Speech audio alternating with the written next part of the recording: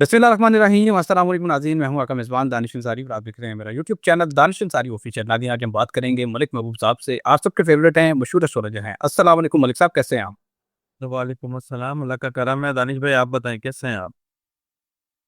अल्हम्दुलिल्लाह मलिक साहब, मैं भी ठीक हूँ। मलिक साहब, आज प्रोग्राम का आगाज़ बड़ी सोचनाक खबर से करना पड़ रहा है और खबर ये सोचनाक इस वजह से है कि मैंने आपसे गुज़िश्ता रोज़ ये प्रेडिक्शन ली थी। आपने बताया था कि ईरान से कोई खबर गम आपको मिल सकती है। और आज ऐसा ही हुआ है। सर, एक बड़ी शख्सियत ईरान की कौमी सलामती कौंसल के जो सरबराह थे, उनके हवाले से खबर कन्फर्म हो चुकी है। पहले सिर्फ इसराइल की तरफ से दावा किया जा रहा था और आज बाकायदा ईरान ने ऑफिशियली अनाउंस कर दिया है कि अली लारजानी जो हैं, वो सर इसराइल के हमले में जाँ बहक हो चुके हैं। और सर, इससे भी अहम एक बड़ी खबर ये है कि ईरान ने रिटेलिएट किया है, इसराइल पे हमला किया है और आज तक का सबसे बड़ा हमला किया है। ईरान ने 100 से ज़ायद अहदाफ को निशाना बनाया है और 200 से ज़ायद अफ़राद के हवाले से बताया जा रहा है, इसराइली जो हैं इसमें हलाक हो चुके हैं। सर, आपने प्रेडिक्शन की थी कि अगले 2 या 3 दिन जो हैं वो बड़े ख़तरनाक हो सकते हैं। इसमें कुछ ख़तरनाक हमले हो सकते हैं, बड़ी डेवलपमेंट हो सकती हैं। और आपने ये भी बताया था कि अगर 18 तारीख के बाद भी मामलात इसी तरह रहते हैं, तो इसका मतलब ये है कि हम तीसरी जंग अज़ीम के दूसरे फ़ेज़ में दाखिल हो चुके हैं। सर, सबसे पहले ये बताइएगा कि ईरान ने जो आज तक का सबसे बड़ा हमला किया, इसके क्या नताइज निकल रहे हैं? मुझे तो ये लग रहा है कि अब ये जंग यहाँ नहीं रुकेगी। एस्ट्रोलॉजिकली आप क्या देख रहे हैं? काइंडली हमारे साथ शेयर कीजिए।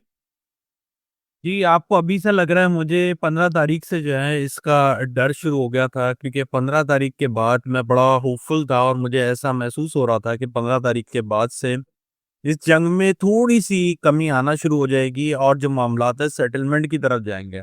नो डाउट एक बिल्कुल हवा का हल्का-सा झोंका आपको 11 तारीख को मिला था, जब डोनाल्ड ट्रम्प ने कहा था कि अब हमने अपने अहदाफ पूरे कर लिए हैं और हम इसको वाइंड अप करेंगे। लेकिन उस दिन के बाद से मुझे ऐसा लगता है चीज़ें और ज़्यादा एग्रेसिव हो गई हैं और जहाँ हम 19 में पहुँचे हैं, तो मेरे ख़्याल से ये जो 4 दिन हैं, जैसे मैंने कल भी बताया था, ये 4 दिन बड़े खतरनाक हो सकते हैं।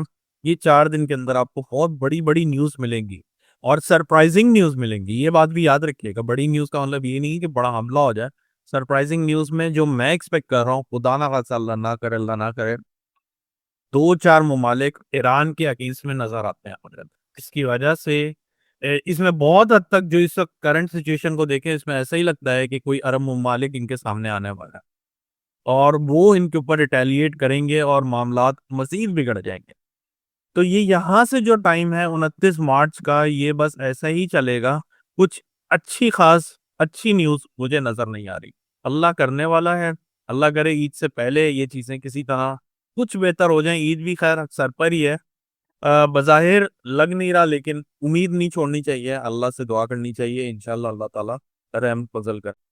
Okay sir. अच्छा सर, एक और बड़ी खबर ये है, अमेरिकी त्यारा बरदार बहरी जहाज यूएसएस गिराल्ड जो है, वो ईरान जंग छोड़कर वापस बंदरगाह की तरफ जाना शुरू हो गया है और पूरी दुनिया में सर इस बात का बड़ा मज़ाक बनाया जा रहा है। ना सिर्फ सोशल मीडिया प्लेटफ़ॉर्म पे, मेनस्ट्रीम मीडिया पे भी ये कहा जा रहा है कि अमेरिका इस जंग को हार चुका है, क्योंकि ये इनका सबसे बड़ा त्यारा बरदार जहाज था और इसका वापस जाना या पीछे जाना, इसका मतलब ये है कि ईरान ने बहुत बड़ा जो है सेटबैक दिया है अमेरिका को। सर, आप क्या देख रहे हैं? आपने तो ये प्रेडिक्शन पहले ही कर दी थी जब ये जंग बहुत इनिशियल स्टेज पे थी कि अमेरिका को भारी नुकसान होगा। सर, ये नुकसान जो ये इतना बड़ा सेटबैक हुआ है, दुनिया में इमेज खराब हो रहा है अमेरिका का, ये अब मज़ीद किस तरफ जाता दिखाई दे रहा है? अमेरिका को मज़ीद क्या नुकसान हो सकता है इस पॉलिसी? मुझे ऐसा लगता है कि ये कोई नई चाल खेलेंगे। मुझे नहीं लगता कि ये अगर पीछे जा रहा है और ये कोर्ट पे जा रहा होगा, माइट भी कोई प्रॉब्लम्स हो, लेकिन मुझे ऐसा नहीं लगता कि वो छोड़ के ऐसे भागेंगे और इतनी जल्दी भागेंगे। ये सरप्राइजिंग है। मुझे नहीं लगता, सितारों की रोशनी में मामलात मज़ीद बिगड़ते हुए दिख रहे हैं। मुझे बेहतरी के नहीं लग रहा है। हाँ, अलबत्ता ये है कि इन द एंड अगर आप बोलें कंक्लूजन की तरफ, तो बातें आपको यही मिलेंगी कि अमेरिका को डिफीट हुई है। ये क्लियर है।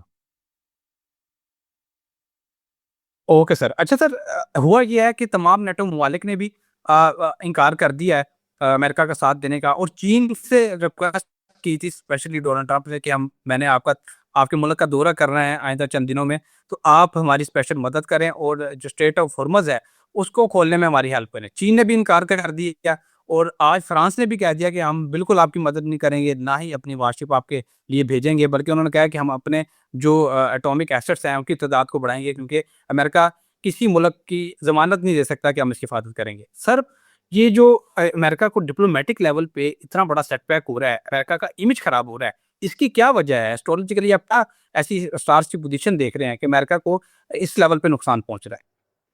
ये तो अभी शुरुआत है दानिश भाई, अभी बहुत कुछ होना बाकी है। ये जो एक कंजंक्शन हुआ था 20 से 26 के दरमियान में, ये हज़ारों साल, कम से कम 2 से 250 साल के बाद होता। तो ये 250 साल के बाद जो है, जैसे मैंने बहुत दफ़ा बताया आपको, सुपर पावर के जो सर्कल है, वो चेंज होने आ रहा है। इसलिए ट्रांसफॉर्मेशन आएगी, तकलीफ आएगी और कोई नया सुपर पावर मुल्क आपको नज़र आएगा। फिलहाल के लिए ये इतनी जल्दी नहीं होगा, जितना जल्दी आप समझ रहे हैं। थोड़ा टाइम लगेगा, लेकिन ये चीज़ क्लियर है कि ये होने वाला है। Okay sir. अच्छा सर, एक और सरप्राइज़िंग चीज़ ये हुई है कि ईद उल फ़ितर पे और रमज़ान की मुनासबत से हुकूमत पाकिस्तान ने फ़ैसला किया है कि जो ऑपरेशन ग़ज़वुल हक़ शुरू हो चुका है अफ़गानिस्तान में, जिसमें पाकिस्तान ने कई जो दहशतगर्दों के ठिकाने हैं, उनको निशाना बनाया, उसको सर मुलतवी कर दिया गया है उस ऑपरेशन को। आप क्या देख रहे हैं? ईद के बाद इस ऑपरेशन को दोबारा शुरू किया जाएगा या इस ऑपरेशन की शिद्दत में कोई कमी आती देख रहे हैं? क्या आपको नज़र आ रहा है? नहीं सर, ये अभी जल्दी नहीं खत्म होना, ये बात आप ज़हन में रखें। ये मुलतवी हुआ है, मुझे नहीं पता क्या रीज़न है, लेकिन ये डेफ़िनेटली मुलतवी इसी वजह से है, जो एस्ट्रोलॉजिकली लग रहा है कि पाकिस्तान कहीं और मसरूफ़ होने वाला है। ये बात ध्यान में रखिएगा। ये डेफ़िनेटली सितारों की रोशनी में मुझे बहुत क्लियर, बहुत अरसे से बोलता आ रहा हूँ। अल्लाह करे ऐसा ना हो कि हम बहुत सी जगहों पे फँसे हुए हों। तो ये इस चीज़ की इंडिकेशन है कि आने और वाले ईद उल जो फ़ितर बाकी जी। सर, ईद उल फ़ितर वजह बताई जा रही है कि ईद उल फ़ितर है, तो ईद की वजह से अभी पोस्टपोन कर रहे हैं इसको। तो सर यूँ तो फिर अमेरिका भी, ईरान भी तो मुस्लिम कंट्री है, वो भी तो ईद उल फितर के लिए अपने मिसाइल हमले रोक सकता है।